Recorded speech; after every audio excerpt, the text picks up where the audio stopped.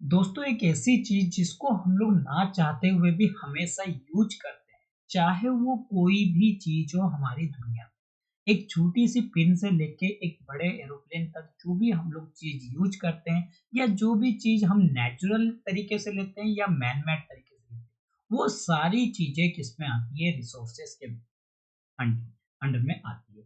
अब ये रिसोर्सेस होता क्या है, इसको जरा जानने की कोशिश करते हैं। क्या है ये रिसोर्सेस, किस तरीके से रिसोर्सेस को बांटा गया है, किस तरीके से रिसोर्सेस हमारे लिए यूजफुल है, कन्वेंशनल तरीके से हम कैसे रिसोर्सेस को यूज कर सकते हैं, ये सारी जानकारी इसमें एक वीडियो में दूंगा। ये है क्लास 8 के एनसीईआरटी का बुक, जिसमें हम लोग पहला चैप्टर ज्योग्राफी का स्टार्ट करने वाले हैं, जिसका नाम है रिसोर्सेस। तो चलिए शुरुआत करते हैं अपनी इस वीडियो को और देखते हैं क्या-क्या खास है हमारी इस रिसोर्सेज। देखिए, अगर मैं बात करूं रिसोर्सेज की, तो रिसोर्सेज क्या होता है इसको जानने से पहले यहाँ एनसीईआरटी में एक अच्छी आर्टिकल बताया है, जहां पे एक लड़की है जिसका नाम मोना है और एक लड़का राजू है। वो किस तरीके से अपनी अम्मा की हेल्प कर रहे हैं अपने घरों की सफाई करने में। और जैसी वो घरों की सफाई करते हैं तो उनको अलग-अलग चीजें यहाँ पे देखने को मिलता है। जैसे पुराने क्लॉथेस देखने को मिलता है, यूटेंसिल्स देखने को मिलता है, इसके साथ-साथ फूड ग्रेन्स, फॉर्म्स और उसके बॉटल ऑफ हनी, बुक्स, ये सारी चीज़ें उनको जब दिखाई देता है, तो वहाँ पे मोना कहती है, "क्या ये that's is why they are important, ये क्यों यहाँ पे इम्पोर्टेंट है अभी?" तो वो अम्मा से पूछती है। तो अम्मा कहती है कि भई ये सब रिसोर्सेस है। यानी कि दुनिया में कोई भी चीज हो, चाहे वो एक पेड़ हो, चाहे वो एक घर हो, कोई भी चीज हो दुनिया में, वो सारी एक रिसोर्सेस है। और रिसोर्सेस किसके लिए है? भैया रिसोर्सेस ह्यूमन बीइंग के लिए। क्यों? ह्यूमन बीइंग जो है उन रिसोर्सेस का यूज करता है। यूज वो अलग अलग एस्पेक्ट्स में करता है, चाहे वो लाइफ को बनाने में करता है या अपनी डेवलपमेंट करने में करता है या फिर कोई चीज को एक न्यू इन्वेंशन के रूप में करता है। वो सारी चीजें हमारी क्या होती है? रिसोर्सेस होती है। तो ये रिसोर्सेस जैसी बताती है, अम्मा बोलती है कि ये एक रिसोर्सेस है, तब एक दूसरा क्वेश्चन पूछा जाता है राजू के द्वारा, व्हाट इज रिसोर्सेस। बिल्कुल सही बात है, यहाँ पे क्वेश्चन पूछा गया है, व्हाट इज रिसोर्सेस। अब ये रिसोर्सेस होता क्या है, इसका मतलब क्या है, इसको जरा जानने की कोशिश करते हैं। तो यहाँ पे राजू का क्वेश्चन होता है अम्मा से कि भाई व्हाट इज रिसोर्सेज। तो अम्मा कहती है, anything that be used, that can be used, ऐसी कोई भी चीज जो हम लोग यूज करते हैं और हमें उस नीड इज टू सेटिस्फाई, और नीड हमारी जरूरतों को कहीं ना कहीं वो सेटिस्फाई करता है, वो हमारी रिसोर्सेज कहलाता है। यानी कि ऐसी कोई भी चीज, मान लीजिए सपोज कीजिए एक पर्सन है जिसको जरूरत है, भूख लगी है, फूड की जरूरत है, और उसको अगर इस टाइम पे खाना मिल जाए तो इसका मतलब क्या हो जाएगा? उसके लिए यही एक तरह का रिसोर्स है। लेकिन अगर मान लीजिए एक बच्चा है, उसको पढ़ने का शौक है, उसको एक बुक चाहिए, और वो बुक अगर उसको मिल जाए तो वो उसके लिए क्या हो जाएगा? रिसोर्सेस हो जाएगा। तो ये सारी चीजें जो हमारी नीड्स को कहीं ना कहीं सेटिस्फाई करती है, वो सारी चीजें हमारी क्या कहलाती है? रिसोर्सेस कहलाती है, ऐसा अम्मा कहती है। उसके बाद वो क्या करते हैं? अपने चारों ओर देखते हैं और चारों ओर देखने के बाद उसको ऑब्जर्व करते हैं। यहाँ पे कितनी तरीके की कहीं ना कहीं हमें क्या दिखते हैं? अलग अलग तरह के रिसोर्सेज देखने को मिलते हैं। चाहे वो वाटर हो जो हम पीते हैं, एक प्यासा इंसान जब किसी पानी को पीता है तो वो उसके लिए रिसोर्सेस हो जाता है। इलेक्ट्रिसिटी जो हम लोग घरों में यूज करते हैं, वो हमारे लिए एक रिसोर्सेस होता है, क्योंकि अगर इलेक्ट्रिसिटी ना हो तो हम एक दिन भी काट नहीं सकते ढंग से। ठीक है, तो यानी कि ये हमारी जरूरतों को पूरा करता है। एक रिक्शा जो तुम यूज करते हो, कहाँ से? स्कूल से घर आने में यूज करते हो, वो भी एक रिसोर्सेस है। टेक्स्ट बुक जिसका इस्तेमाल आप पढ़ने के लिए करते हो, वो सभी टेक्स्ट बुक, वो सब हमारे क्या होते हैं? रिसोर्सेस होते हैं। या आपके फादर, यहाँ पे वो इसके बाद कह रही है, या आपके फादर जो आपके लिए टेस्टी स्नैक्स बनाते हैं, आपके लिए खाना बनाते हैं, वो भी आपके लिए एक तरह का रिसोर्सेस ही है। या फिर ऐसी फ्रेश वेजिटेबल जिसका यूज हम लोग करते हैं आज के टाइम पे, वो भी हमारे क्या है? रिसोर्सेस होते हैं। तो इसका मतलब रिसोर्सेस का अगर एक्चुअली मीनिंग वो देखे कि जो हमारी नीड्स को कहीं न कहीं फुलफिल करता है, वो सारी चीज़ें कहीं न कहीं रिसोर्सेज़ कहलाता है। तो आप देख सकते हैं अपने घरों में भी आप बहुत सारी रिसोर्सेज़ कहीं न कहीं देखते हो। चाहे मैं ये कंप्यूटर यूज़ कर रहा हूँ, चाहे मैं ये लैपटॉप यूज़ कर रहा हूँ, चाहे बुक्स यूज़ कर रहा हूँ, चाहे ये आपको जो यूट्यूब में पढ़ा रहा हूँ, तो इसका मतलब ये क्या है, एक रिसोर्सेज़ है। ठीक है? दुनिया में अगर बात की जाए वाटर हो गया, इलेक्ट्रिसिटी हो गया, रिक्शा हो गया, वेजिटेबल्स हो गया, टेक्स्ट बुक हो गया, ये कुछ कॉमन एग्जांपल है जो हम कह सकते हैं ये हमारे क्या है, रिसोर्सेस है। और इनका यूज आप लोग करते भी हो, और सो दे आर यूटिलिटी, इसीलिए हम लोग इसको क्या कहते हैं, यूटिलिटी कहते हैं, यानी कि जरूरत की सामान हम लोग इसको कहते हैं। यूटिलिटी या usability is what make an object substance as a resources. ऐसी कोई भी चीज, ऐसी कोई भी ऑब्जेक्ट जो आपकी यूटिलिटी के लिए इस्तेमाल हो, वो सारी चीजें आपकी क्या कहलाती है, रिसोर्सेज कहलाती है। ठीक है, चलिए आगे जरा बात करते हैं कि how does something become a resources. कोई ऐसी चीज रिसोर्सेज कैसे बन सकता है, तो राजू अब चाहता है इस सवाल का आंसर जाने।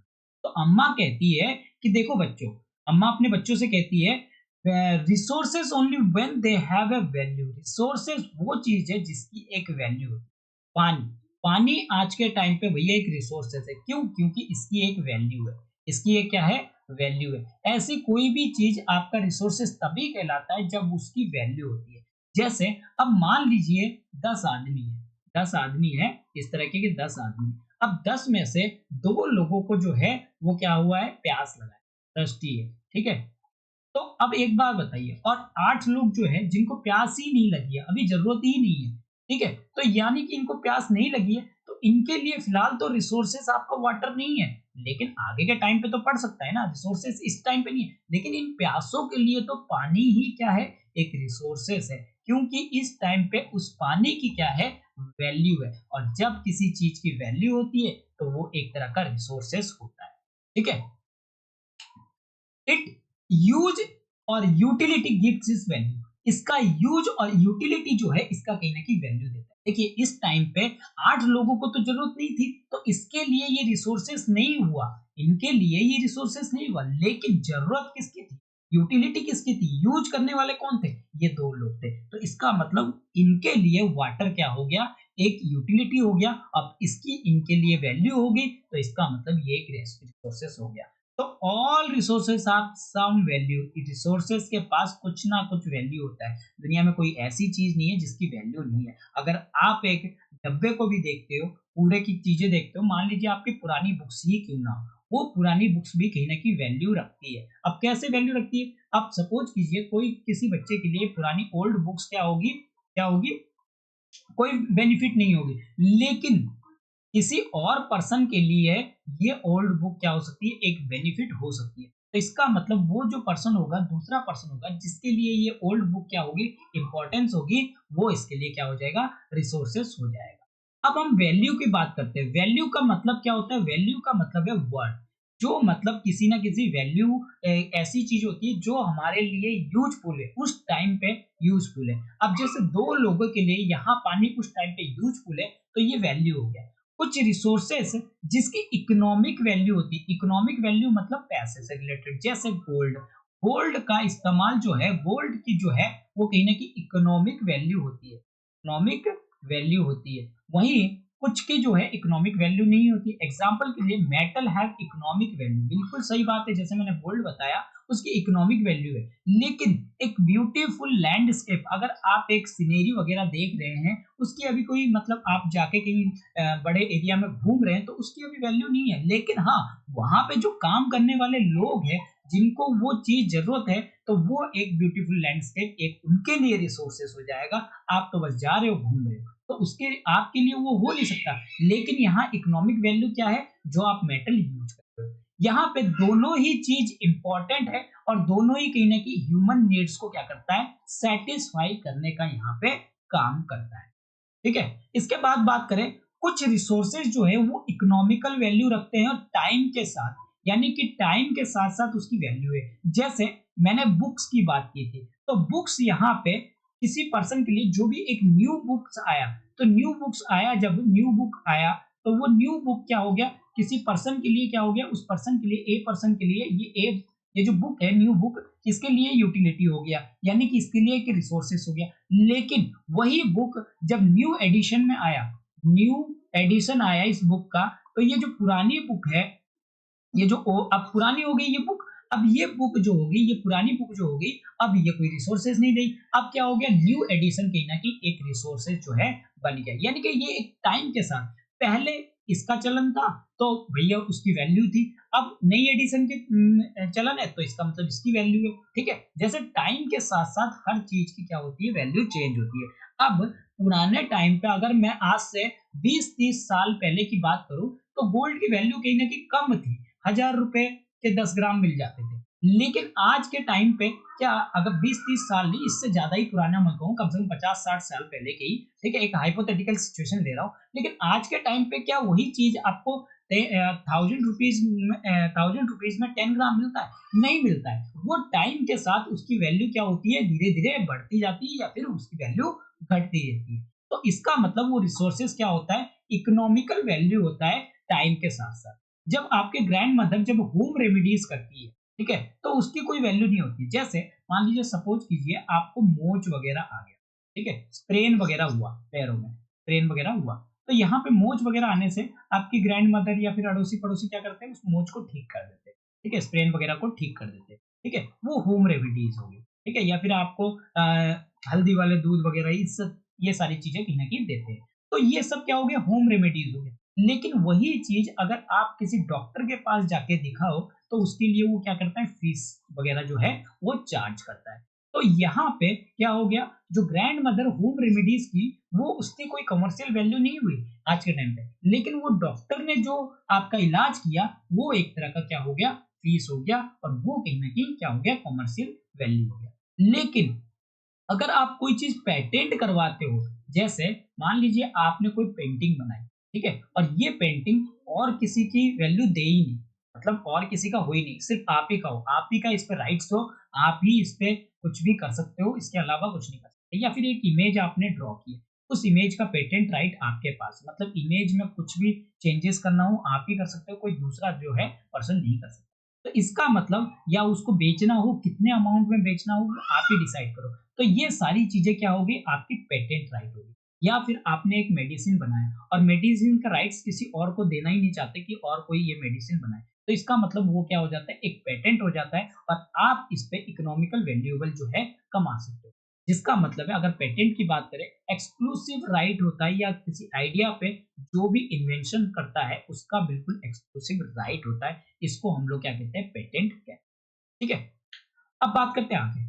देखिए, टाइम और टेक्नोलॉजी, अगर टाइम और टेक्नोलॉजी की बात करूं, तो यहाँ पे दो इंपॉर्टेंट फैक्टर होते हैं, और ये टाइम और जो टेक्नोलॉजी है, कहीं ना कहीं चेंज होते हैं आपकी रिसोर्सेज के साथ साथ। That can change substance into resources, यानी कि किसी भी सब्सटेंस, आपके पास कोई सब्सटेंस है, उसको क्या कर सकता है, जैसे आपके पास गोल्ड की एक बिस्किट है, ठीक है, गोल्ड की एक बिस्किट, तो उस बिस्किट को एक नेकलेस में कन्वर्ट करने के लिए आपको क्या चाहिए, टाइम भी चाहिए, और टाइम के साथ साथ टेक्नोलॉजी भी चाहिए। तो ये क्या हो गया, आपके रिसोर्सेज को क्या कर सकता है, धीरे धीरे चेंज कर सकता है। तो यानी कि यहाँ पे टाइम और टेक्नोलॉजी जो है, एक इंपॉर्टेंट फैक्टर है जो आपके रिसोर्सेज को चेंज करने का काम करते हैं। ठीक है, इसके बाद दोनों ही कहीं ना कहीं किसी चीज से जरूरत है, नीड्स ऑफ द पीपल, यानी कि जब तक इंसान की जरूरत नहीं होती तब। देखिए, अगर गोल्ड की बिस्किट की बात करूं, तो बिस्किट तब तक रहेगी जब तक एक इंसान को, इस पर्सन को जरूरत नहीं पड़ेगा कि ये भाई इसको कन्वर्ट करके नेकलेस में कन्वर्ट करे।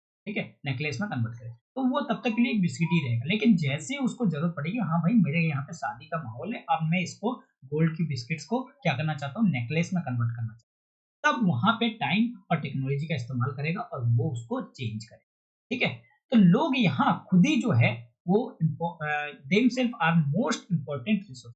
अगर मैं लोगों की बात करूं, लोग खुद भी अपने आप में एक तरह के रिसोर्सेस है। मान लीजिए, सपोज कीजिए आपको किसी काम को करना है, ठीक है, कोई एक ए काम है उसको करना है, लेकिन उसके लिए आपको क्या चाहिए, 4 लोगों की जरूरत। तो 4 लोगों की जरूरत है, तो इसका मतलब यहाँ पे कौन इंपॉर्टेंस हो गया, तो लोग खुद इंपॉर्टेंस हो गए, क्योंकि लोगों के बिना और कोई कर ही नहीं सकता। तो इसका मतलब ये 4 जो लोग हो गए, आपके लिए एक तरह का रिसोर्सेज का काम ही किया। ठीक है, इसके साथ साथ उनकी आइडियाज, उनके नॉलेज, उनके इन्वेंशंस, उनके डिस्कवरीज, ये कहीं ना कहीं एक और ज्यादा रिसोर्सेज को बनाने में हेल्प करती है। और ईच डिस्कवरी और इन्वेंशन, हर एक डिस्कवरी और इन्वेंशन कहीं ना कहीं लीड टू मेनी अदर, यानी कि एक आपने अगर चीजें बना लिया, ए चीजें बना लिया, तो आप क्या करते हो, कोशिश करते हो इससे अलग चीज बनाने को, बी चीज बनाने को, बी बना लिया तो आप सी की तरफ बढ़ेंगे, सी बना लिया तो डी की तरफ। तो यानी कि एक रिसोर्सेज से आप कई चीजें जो है बना सकते हैं, ठीक है, इन्वेंशन से। ये जो डिस्कवरी ऑफ फायर है, उसने क्या किया, कुकिंग को जन्म दिया। इसके साथ साथ दूसरी अदर प्रोसेस जैसे कि इन्वेंशन ऑफ व्हील्स हो गया, ठीक है, इसकी अल्टीमेटली रिजल्ट क्या हुआ कि यहाँ पे नई मोड ऑफ ट्रांसपोर्टेशन जो है कहीं ना कहीं शुरुआत हुआ। इसके साथ अगर बात करें टेक्नोलॉजी की, टेक्नोलॉजी ने यहाँ पे हाइड्रो इलेक्ट्रिसिटी को किसमें कन्वर्ट कर दिया, turn into energy in fast flowing water into important resources. तो ये सारी चीजें क्या हुआ, धीरे धीरे बदलती गई, यानी कि टेक्नोलॉजी ने यहाँ पे हाइड्रो इलेक्ट्रिसिटी बनाया जिसमें हम लोग एनर्जी प्रोड्यूस कर सकते हैं। ये एक इंपॉर्टेंट रिसोर्सेज का हिस्सा जो है आज के टाइम पे बन गया है। अब बात करते हैं जरा टाइप ऑफ रिसोर्सेज। अगर रिसोर्सेज की हमने यहाँ पे बात की तो रिसोर्सेज जनरली हम लोग क्लासिफाइड करते हैं तीन भागों में, एक नेचुरल रिसोर्सेज, एक ह्यूमन मेड रिसोर्सेज, और ह्यूमन मेड एंड ह्यूमन, यानी कि इंसानों द्वारा बनाए गए, और एक इंसान जो है खुद अपने आप में रिसोर्सेज है।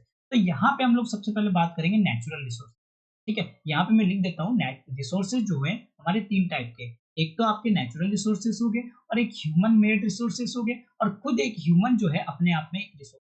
तो तीन तरह की रिसोर्सेज की यहाँ पे हम लोग बात करेंगे।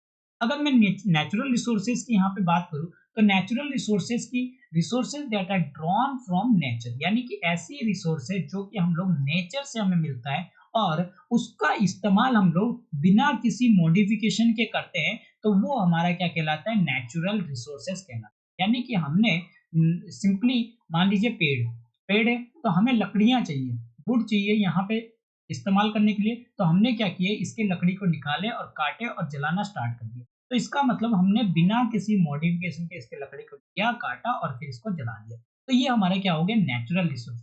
एयर, एयर जो हम लोग सांस लेते हैं, वाटर जो कि रिवर में हमें देखने को मिलता है, लेक्स में देखने को मिलता है, या फिर सॉइल मिनरल्स, ये सभी हमारे क्या है, एक तरह के नेचुरल रिसोर्सेस है। और बहुत सारी ये रिसोर्सेस कहीं ना कहीं हमें फ्री गिफ्ट ऑफ नेचर, यानी कि नेचर से हमें फ्री मिला और उसका हम लोग डायरेक्टली यूज भी कर सकते हैं। कुछ केसेस में हमें टूल्स टेक्नोलॉजी की जरूरत पड़ती है ताकि इन जो नेचुरल रिसोर्सेस हो उसको बेस्ट तरीके से, बेस्ट पॉसिबल वे में हम लोग क्या कर सके, यूज कर सके, ठीक है। अगर नेचुरल रिसोर्सेज की बात करें, तो नेचुरल रिसोर्सेज को यहाँ पे क्लासिफाइड किया गया level of different into different groups में, और उनके depending upon their level of development और यूज, यानी कि नेचुरल रिसोर्सेज की अगर हम बात करें, तो यहाँ पे उनके डेवलपमेंट के हिसाब से, लेवल ऑफ डेवलपमेंट और यूजेस के हिसाब से, और इसके साथ साथ ओरिजिन के हिसाब से, ठीक है, फिर इसके स्टॉक्स के हिसाब से, डिस्ट्रीब्यूशन के हिसाब से हम क्या करते हैं, नेचुरल रिसोर्सेज को अलग अलग तरह से क्लासिफाई करते हैं, ठीक है। अगर हम बात करें इन सब बेसिस में, तो यहाँ पे डेवलपमेंट और यूज जो है रिसोर्सेज का, उसको दो ग्रुप में बांटा जाता है कि भाई डेवलपमेंट और आपके यूज के हिसाब से, यानी कि इन दोनों के हिसाब से हम इसको दो भागों में बांटते हैं, एक्चुअल रिसोर्सेज और एक पोटेंशियल रिसोर्सेज, ठीक है। एक्चुअल रिसोर्सेज और एक पोटेंशियल रिसोर्सेज, यानी कि नेचुरल रिसोर्सेज को हमने इतने भागों में बांट दिया, their level of development and uses, origins, stock and distribution, तीन पार्ट में। एक्चुअली ये पार्ट जो है टोटल में लिख देता हूँ, तीन पार्ट है, ठीक है, तीन पार्ट में बांटते हैं। पहला हो गया आपका level of development, level of development and uses, ठीक है, पहला चीज हो गया।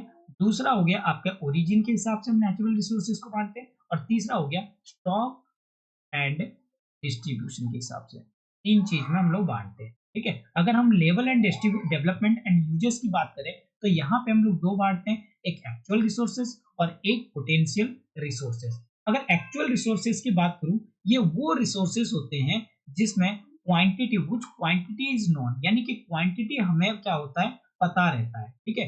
दीज रिसोर्सेज जो है, ये जो यूज रिसोर्सेज होते हैं, इनका यूज आज के टाइम पे यूज इन प्रेजेंट में भी यूज किया, जैसे रिच डिपॉजिट ऑफ कोल, जैसे रूहर रीजन में, जो कि जर्मन में इंपॉर्टेंट है यूपीएससी के लिए, ठीक है। और पेट्रोलियम जो कि वेस्ट एशिया में मिलते हैं, या फिर हम कह सकते हैं डार्क सॉइल और डेक्कन प्लेट्यू इन महाराष्ट्र में, ये सब एक्चुअल रिसोर्सेज है, क्योंकि इनकी क्वांटिटी हमें पता है ये रिसोर्सेज कितनी अमाउंट में है हमारे पास।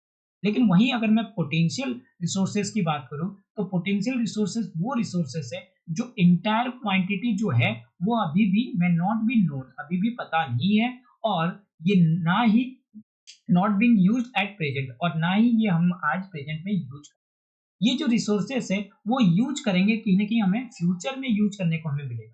और जब लेवल ऑफ टेक्नोलॉजी हमारे पास होगी, तो कहीं ना कहीं एडवांसमेंट टेक्नोलॉजी होगी, इनफ रिसोर्सेस होगी, तो इसकी यूटिलिटी भी क्या होगी, धीरे धीरे बढ़ेगी। जैसे यूरेनियम की अगर बात करें, तो यूरेनियम हमें कहाँ मिला है, आपके लद्दाख एरिया में माला है, पाया गया है, जो कि एक पोटेंशियल रिसोर्सेज का हिस्सा है, और जो हम लोग फ्यूचर में यूज करने वाले हैं। वहीं पे हाई स्पीड विंड जो है पोटेंशियल रिसोर्सेस है, जो 200 ईयर एगो पहले जो है, wind where potential energy 200 year ago, यानी कि 200 साल पहले एक पोटेंशियल रिसोर्सेज के रूप में हाई स्पीड विंड को जो है जाना जाता था। अगर आज के टाइम पे देखें, तो एक एक्चुअल रिसोर्सेज और एक विंड फार्म जनरेट एनर्जी जो है, जिसमें हम लोग विंड मिल का यूज करते हैं, जो कि आप नीदरलैंड में देखते हो, ये एक एक्चुअल रिसोर्सेज की तरह जो है यूज किए जा रहे हैं। 200 साल पहले यूज करने की बात की जा रही है, लेकिन आप जो यूज कर रहे हैं वो एक्चुअली रिसोर्सेज के रूप में यूज कर रहे हैं। इस तरीके से आप और भी कुछ, जैसे नगर कोयल इन तमिलनाडु में या गुजरात कोस्ट में आप देख सकते हैं, तो ये सारी विंड मिल वगैरह जो है इनके आपको मिलेंगी। तो ये चीजें जो है यहाँ पे मिलने की बात। अगर टेक्नोलॉजी की बात करें, टेक्नोलॉजी एक तरह की एप्लीकेशन है जिसमें हम लेटेस्ट नॉलेज और स्किल्स को अपने यूज करते हैं कोई भी चीजें, नई चीजें बनाने को। वहीं यहाँ पे आप एक्टिविटी देख सकते हैं क्या क्या चीजें को मिला था, ठीक है, माँ की लिस्ट में वो रिसोर्स बता रही है इन सब चीजों को, ठीक है। चलिए आगे बात करते हैं, थोड़ा हम बात करते हैं based on their origin, origin के हिसाब से बात करते हैं। मैंने बताया ना तीन चीज के हिसाब से, पहला कौन सा है आपके, पहला है level of development and use, पहला है level of development and use के हिसाब से एक्चुअल एंड पोटेंशियल। अब बात करते हैं ओरिजिन के हिसाब से, ओरिजिन के हिसाब से क्या है भैया, देखो based on their origin resources को हम लोग दो भागों में बांटते हैं, एक अबायोटिक और एक बायोटिक। अबायोटिक रिसोर्सेज क्या होती है, वो रिसोर्सेज जो भी जो हमारे नॉन लिविंग होते हैं, यानी कि जिनमें जान नहीं होती है, जबकि बायोटिक वो होते हैं जो लिविंग होते हैं। काफी इंपॉर्टेंट है ये दोनों चीज, इंपॉर्टेंट चीज है, ध्यान रखना, ठीक है। जैसे कि सॉइल हो गए, रॉक्स हो गए, मिनरल्स हो गए, ये सारे अबायोटिक होती है क्योंकि इनमें नॉन लिविंग होती है, जबकि प्लांट्स और एनिमल्स की अगर बात करें, ये बायोटिक रिसोर्स, ठीक है। तो इस हिसाब से देखा जाए तो हमने ओरिजिन के हिसाब से भी देख लिया। अब नेचुरल रिसोर्सेज को अगर बात की जाए, तो दो भागों में कैटेगराइज किया, रिन्यूएबल एनर्जी और नॉन रिन्यूएबल रिसोर्सेज के रूप में। इसकी बात हम लोग क्या करेंगे नेक्स्ट वीडियो में, ठीक है। तो आई होप कि आपको ये वीडियो जो है अच्छा लगा होगा, ये पहली वीडियो है आप क्लास 8 की। आई होप कि आपको ये वीडियो अच्छा लगा, अगर वीडियो अच्छा लगा है तो यहाँ तक में आप इसको लाइक कीजिए, अपने दोस्तों के साथ शेयर कीजिए, और इस चैनल को आगे सब्सक्राइब करना। Thank you.